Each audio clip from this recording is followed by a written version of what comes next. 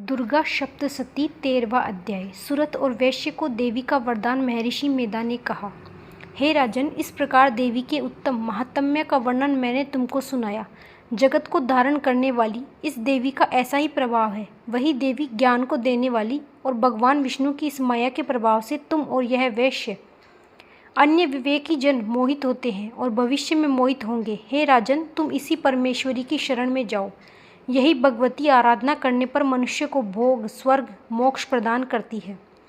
मार्कंडेय जी ने कहा, महर्षि मेधा की यह बात सुनकर राजा सुरत ने उन उग्र व्रत वाले ऋषि को प्रणाम किया और राज्य के छीने जाने के कारण उसके मन में अत्यंत ग्लानि हुई और वह राजा वैश्य तपस्या के लिए वन को चले गए और नदी के तट पर आसन लगाकर भगवती के दर्शनों के लिए तपस्या करने लगे। दोनों ने नदी के तट पर देवी की मूर्ति बनाई और पुष्प, धूप, दीप, हवन द्वारा उसको पूजन करने लगे।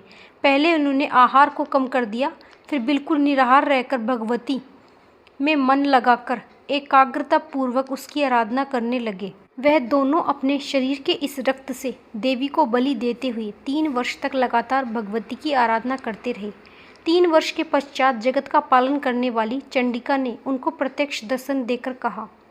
देवी बोली, हे राजन तथा अपने कुल को प्रसन्न करने वाले वैश्य, तुम जिस वर की इच्छा रखते हो वह मुझसे मांगो। वह वर मैं तुमको दूंगी, क्योंकि मैं तुम्हें अत्यंत प्रसन्न हूँ।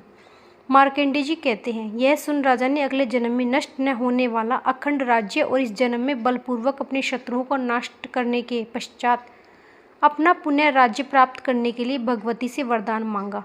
और वैश्य ने भी, जिसका चित्त संहार की ओर से विरक्त हो चुका था, भगवती से अपनी ममता तथा अहंकार रूप आसक्ति को नष्ट कर देने वाले ज्ञान को देने के लिए कहा।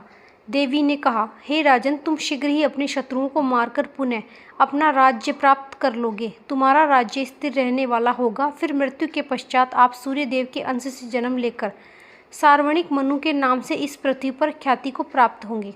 हे वैश्य कुल में श्रेष्ठ, आपने जो मुझसे वर मांगा वह मैं आपको देती हूँ। आपको मोक्ष को देने वाला ज्ञान की प्राप्ति होगी।